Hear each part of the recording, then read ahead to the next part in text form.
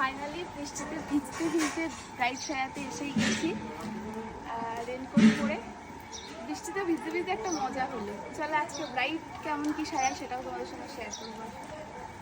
নমস্কার বন্ধুরা, স্বপ্নাস makeup and একাডেমির আরও একটা ব্লগে তোমাদের সবাইকে ওয়েলকাম। বৃষ্টি মাথায় নিয়ে এরকম মেঘলা আকাশ নিয়ে চলে গেলাম ব্রাইড সাজাতে। বেশ একটা অন্যরকম অনুভূতি। বর যদিও বারবার বলছিল গাড়ি নিয়ে যেতে, বাট আমি বললাম না, আমার এইরকম ওয়েদারে স্কুটি করে বা বাইকে করে কোথাও যেতে খুব ভালো লাগে।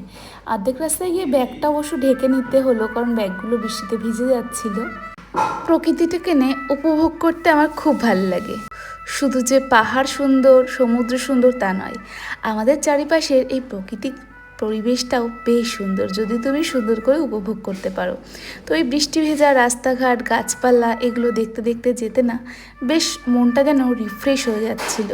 তারপরে পৌঁছে গেলাম ব্রাইডের বাড়িতে, গিয়ে শুনে নিলাম কোথায় বসেছে ব্রাইড। আর যেতে না যেতেই শুরু হয়ে গেল আপ্যায়ন। যেহেতু অ্যাসিস্ট্যান্টকে আগেই পাঠিয়ে দিয়েছিলাম, ও গিয়ে শাড়িটা ড্র্যাপিং করেছিল, তার মধ্যে আমি ঢুকে গেছিলাম। আর পৌঁছানোর সাথে সাথে হাতে ধরে দিয়েছিল 1 প্লেট মিষ্টি, যার অর্ধেকটা খাওয়ার পরে মনে পড়লো যে না, একটু ভিডিও করি। অনেকেই বলবে তোমার কেমন ডায়েট দিদি। না গো, আমি ডায়েট করি না, কিছুদিন একটু হেলদি খাবার দাবার খাচ্ছিলাম, সেটাই তোমাদের সঙ্গে শেয়ার করেছি। ওটা আমার দ্বারা সম্ভব নয়।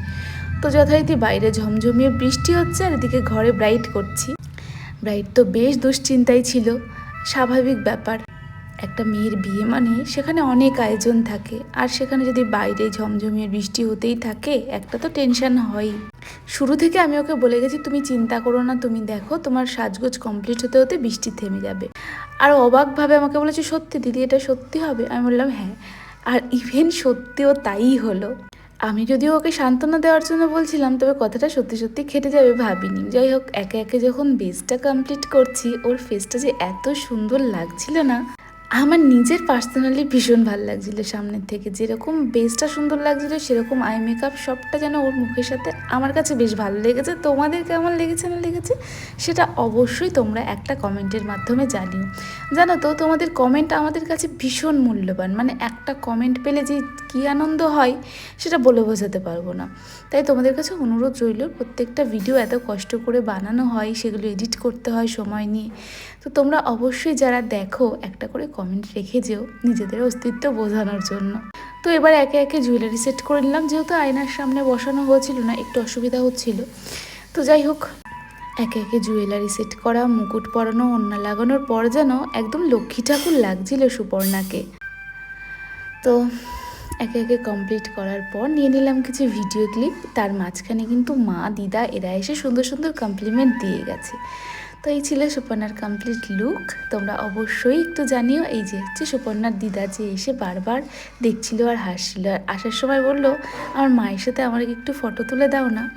তো যাই হোক, সেখানে ফটো ভিডিও করে চলে এলাম। আন্টিও ভীষণ মিষ্টি, মেয়ের দিকে হা করে এমনভাবে তাকিয়েছিল, এত ভাল লাগছিল যেন মনে মনে হচ্ছে এরকমই একটা লুক নিয়ে আশা করেছি। জানো তো, সাজিয়ে আসার সময় ওর বিয়ের ভেন্যুটা দেখতে দেখতে আস্তে আস্তে কিছুটা দূর আসতে, এদিকে ওর বরের বিয়ের গাড়িও দাঁড়িয়ে রয়েছে। ভাল লাগলো বেশ। ভালো থেকে সবাই, দেখা হবে নেক্সট ব্লগে। টাটা।